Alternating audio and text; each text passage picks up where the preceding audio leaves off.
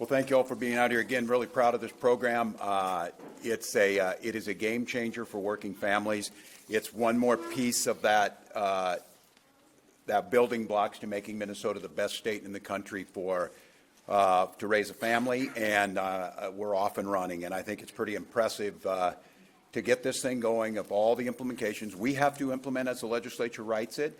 But by the 12th, we're going to have people receiving their payments. With that, I'll take some questions. Governor, did you make the decision to end your campaign by yourself, or did you receive pressure from Democratic allies? This is a decision that I make and make with my family. And certainly, I think, as I said, it's the right decision. I'll note, I think it's appropriate we're here today. The war that's being waged against Minnesota, you're seeing it. We have a ridiculous surge of apparently 2,000 people not coordinating with us that are for a show of the cameras. I'm going to note to all of you, today is January 6th. There's no debate what happened. The President of the United States led an insurrection against a fair election to try and overturn that and, report both sides of this. Well, he said he really didn't, and courts convicted 400 of them, and he pardoned them. No, he did that. He did that, and that's today. And it's clear that we also saw today he implemented 5 states are being punished with a freezing of federal funds illegally that were appropriated by Congress, our tax dollars. And I find it interesting that Minnesota, California, Illinois, and New York were taking that. The interesting thing is the biggest fraud trial in the country is taking place in Mississippi today with $100 million of welfare fraud. And, I don't believe Mississippi was on that list. So look, this is a concerted effort to try and destroy the president's opponents, to destroy the rule of law. And it became apparent to me that he was going to do that with me being there. And I just feel, along with my family, that it's the best decision for Minnesota. And I feel very confident in that. I think it's going to be clear that Minnesotans agree with that. Governor, can you talk about Can you break down your conversation with Senator Klobuchar on Sunday? I've talked to everybody. Can you break down specifically the conversation with her? Did you recommend that she consider running? I spoke with. First conversation I spoke with all of the delegation, let them know. I spoke with a lot of key allies. I spoke with my family, and just let them know that this is what we were going to do. And Senator Klobuchar was one of those conversations. I think that we have a very deep bench. It's very clear to me. Again, I would mention this, that, again, none of the people running for governor of Minnesota voted for this program. None of the folks running for governor condemned January 6th, and none of the people, the Republicans running for governor, had the damn common decency to Melissa and Mark's children have asked them to stop doing what they're doing, the president. The question I would ask all of you is you need to ask those people running for governor if they would ask the president to please stop attacking the Hortman children and telling lies about this. And so I am very confident a Democrat's going to win this. My conversation with Senator Klobuchar was the same conversation I've had with many others. Governor, there's been the constant drumbeat coming from Washington, from the White House to many of the different departments in Washington, talking about fraud and talking about you. What was the one thing that you heard that said, this is why I've got to step out? Was it that constant drumbeat coming at you, or was it more of a personal decision? No, I think it's a personal decision. It's effectiveness. I never took this job to be governor. I took the job to pass things like paid family medical leave. I took this job to get our children food. I took this job, and what I'll continue to do for a year is I will protect every single person in this state. And I had an announcement to them on our LGBT community, especially our trans community. Stay the hell out of Minnesota for the folks who want to hassle those people. These are our neighbors. So for me, it became, if I can be as effective doing that, and it's clear, look, I don't think any governor in history has had to fight a war against the federal government every single day, and now it's reaching down into our commissioners. And look, what Donald Trump tweeted the other night put the Hortman children's at risk. They have to look at security, put my family at risk again. What he's doing to the Somali community is absolutely unconscionable. And at some point in time, this is about, I don't know what it is. Whatever it is, I bug the crap out of Donald Trump. I would argue it is because I believe in public service. I've not enriched myself in office. I treat people with dignity. I agree to compromise with people, and the attacks on Minnesota are far beyond me, and it's hurting Minnesota. Here's what I have full confidence in, is Republicans are going to lose races up and down the ticket, because where is their plan on health care as health care prices doubled? Where is their plan to push back on the president? Again, for God's sakes, the children of a murdered speaker, and they can't speak up and say, Mr. President, this is wrong, stop it. And you write a story that one retired legislator said it and one member. How can you not have every single one of them saying this is wrong? And I'm going to fight this without having to spend any time worrying about the politics of this. I'm going to fight it, making sure that Minnesotans are cared for. I'm going to fight it by doing the respect that we should have for rule of law. So I just think all of you see this. It is just going to be relentless. Why 2,000 folks? What are they coming? Do they want to coordinate with us? You saw a U.S. attorney stand up, which would have been let go by any other administration, speculating about things with no factual information. That's defamation. That's coming from the U.S. attorney. We are under assault like no other time in our state's history because of a petty, vile administration that doesn't care about the well-being of Minnesotans. My job is to protect the well-being of Minnesotans. So the good news on this is Republicans are sure they're going to lose the governor's race dramatically. That's fine by me. I don't care who sits in this seat as long as it's not one of them who hurt Minnesotans. I care that it's somebody who understands and respects this office. Janet. You just talked about the danger. Your daughter gave an interview talking a little bit about the danger. Was there any part of you, Governor, that thought when you were making this decision, did it cross your mind that not by any nature of what you've done, but just because of you being you and being the target, that people's lives were in danger? Yes. Whether they be so, you felt that Yes. for Sophie Call and other that. Yes. Decision. Yes, and for our Somali community, yes. Look, I'm on the list because whatever it is, they hate us. I may be on the list because of last fall. I may be on the list for whatever reason. But yes, that's exactly what it is. And look, I don't know how you spin the story other than him pushing that conspiracy theory. You don't have to listen to me. The Hortman children told you that. We shouldn't have to be talking about them. Respect their privacy. We just attended a wedding, which was a joyous day, with 2 empty seats from someone who's murdered. But, there's rumors out there and all this. That is frickin' evil. And every one of you in this room knows it's evil. And that type of hate and those types of threats that are actionable, yes. And look, I'm concerned for my family, but I've got a little bit of protection now. My family, not so much. But what about Somali immigrants who are minding their own business?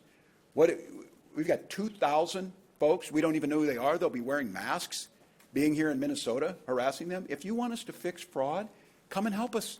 Come and help us do that. They're not interested in that. Governor, have you given any thought to what's next for you after you leave office? No. You're only going to be 62. No, I know. I'm going to run some more marathons. I'm going to defend my turkey trot title. I don't know if I told you all that I won my age group in the turkey trot. Look, I got a year of work to do here. I think it will be the most challenging year, and that includes probably COVID, because I caution Minnesotans, this is going to worse before it gets better. Everybody here knows, you will be nonpartisan and you will be fair in this, but the vast majority of the country knows this is because Donald Trump's in trouble. The Epstein files need to come out. The economy's sinking. We're fighting a war in Venezuela. I will tell you one thing on this, that today, people in Minnesota, the work that we did and the bill that I signed makes their life a lot better. And I would ask those folks who think Donald Trump's doing the right thing, do you think not getting paid family leave and fighting a war in Venezuela has improved your life? Because if it is, I don't know what I can say to you to help you vote for something. But that's where it's going to go. For me, I'm going to do this work. To be candid with you, what I'm really good at is I'm a really good geography teacher. And I think that's something where I would find the joy in getting back in there, trying to teach, do the things that we want to do. Yeah. Last one here. Has the Optum fraud report come back to your office yet? Or when? Not analyzed yet. The one I got today, and I'll tell you just as a heads up on this, we got the Axtell report back on Capitol Security, and that's my next step on this. And I do want to kind of preview a little bit here. If Republicans think that I'm not coming to make us more safe around guns, they are sadly mistaken. They are going to take votes on protecting our children, or they're not going to get anything else done.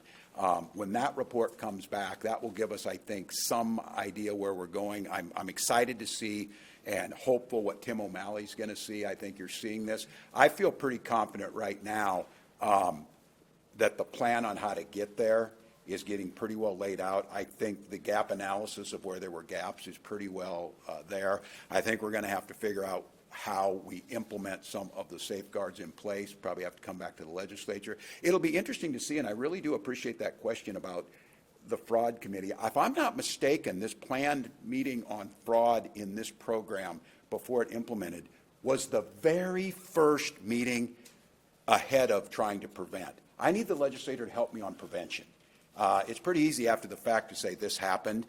They're really good at that. They're not so good on the front end, so I think that would be good. But I just want to say again to all of you, incredibly grateful. I'm going to make note of this. I had my team verify this. I've stood in front of the press more than any governor in Minnesota history and taken more questions from the press in Minnesota history. My team has provided more data under the Data Practices Act than any governor in history. And I'm going to preview for you now and I would ask all of you for the help on this. It seems absolutely outrageous and a gap to me. The only people who aren't subject in state government to data practices are the legislature. And we've had a pedophile in the state Senate that we got no information about. We have credible accusations of one Republican representative against another Republican representative that they committed fraud. We have a requirement that the House run an audit, which they did not do. You are the gatekeepers on this. Demand that there's data practices, and if they hang them out there, why aren't they turning them over to prosecutors? And right now, they are hiding behind a veil of innuendo. They're protecting the biggest fraudster in the White House. They are unwilling to acknowledge that January 6th was an insurrection. They are unwilling to stand with Melissa Hortman's children. And I want to tell you this, for those legislators who went and shed crocodile tears at her funeral, shame on you. Shame on you. Her children are asking you to do one thing in her name. It's to tell the president to stop doing this. That shouldn't be that difficult. So look, for Republicans here, I have more energy than I've ever had. I am committed to this state more than I've ever been. I love this state with every fiber of my being. I believe we are the best state. Have I been perfect in this? God dang no. I wasn't perfect as a teacher. I wasn't perfect as a coach. I wasn't perfect as a soldier, but I was pretty damn good at all those things. And I am committed to getting this right. And I will tell you what, if they think now, I mean, game's over for them now. It was all me. I was the bad guy or whatever. Well, put up or shut up now and tell us what you're going to do to make this state better. Answer these tough questions. Quit hiding behind this and expect for the next 11 months for me to ride you like you've never been ridden, to make sure that you're doing your job. I'm asking for your help. We need data practices with the legislature right now. You need to expect to get every one of my emails just like you have when you ask for them.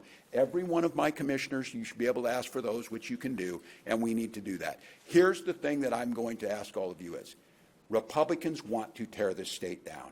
Republicans want to tell you it's too dangerous to walk down the streets. Republicans want to tell you there's nothing good comes out of Minneapolis-St. Paul. Republicans want to tell you everybody with brown skin is stealing money or that they're not welcome here.